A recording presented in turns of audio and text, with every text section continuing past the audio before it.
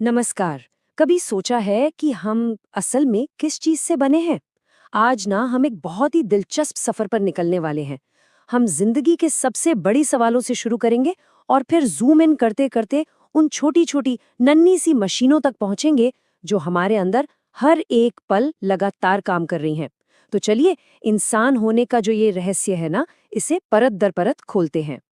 तो पहला सवाल यही है, आखिर वो कौन सी छोटी छोटी मशीनें हैं जो हम सबको बनाती हैं? इसका जवाब ढूंढने के लिए ना हमें सबसे पहले खुद जिंदगी के विज्ञान को समझना होगा। तो हमारी यात्रा शुरू होती है जीव विज्ञान यानी बायोलॉजी से। ये वो विज्ञान है जो हर जीवित चीज के राज को समझने की कोशिश करता है, चाहे वो एक बहुत बड़ा पेड़ हो या फिर कोई छोटा सा कीड़ा। यहीं से हमें अपने होने के पहले सुराग मिलने शुरू होते हैं। देखिए, जीव विज्ञान का दायरा बहुत ही बड़ा है। इसमें हर वो चीज शामिल है जो जिंदा है।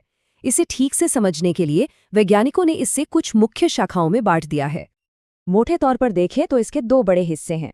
पहला है वनस्पति विज्ञान, जिसमें हम पेड़ पौधों के बारे में पढ़ते हैं, और दूसरा है प्राणी विज्ञान, जिसमें जानवरों का अध्ययन होता है। और एक मजेदार बात यह है कि महान दार्शनिक अरस्तु को प्राणी विज्ञान का जनक माना जाता है। पर कहानी यहीं खत्म नहीं होती।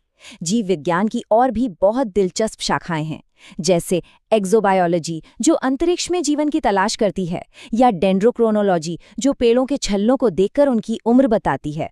बायोलॉजी सच में हर जगह है, लेकिन इन सभी अलग अलग शाखाओं में एक चीज कॉमन है, एक बुनियादी इकाई।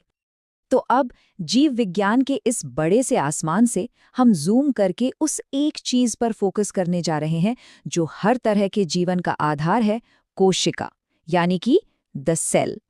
रॉबर्ट हुक वो पहले इंसान थे जिन्होंने कोशिकाओं की खोज की।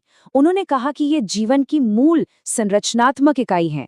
आप इन्हें हमारे शरीर के बिल्डिंग ब्लॉक्स की तरह समझ सकते हैं। हर जिंदा चीज इन्हीं कोशिकाओं से बनी है।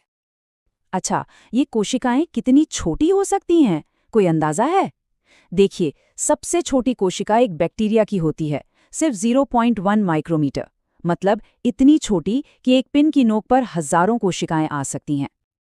और दूसरी तरफ दुनिया की सबसे बड़ी एकल कोशिका कौन सी है? वो है एक शुतुरमुर्ग का अंडा, जो 170 मिलीमीटर तक का हो सकता है।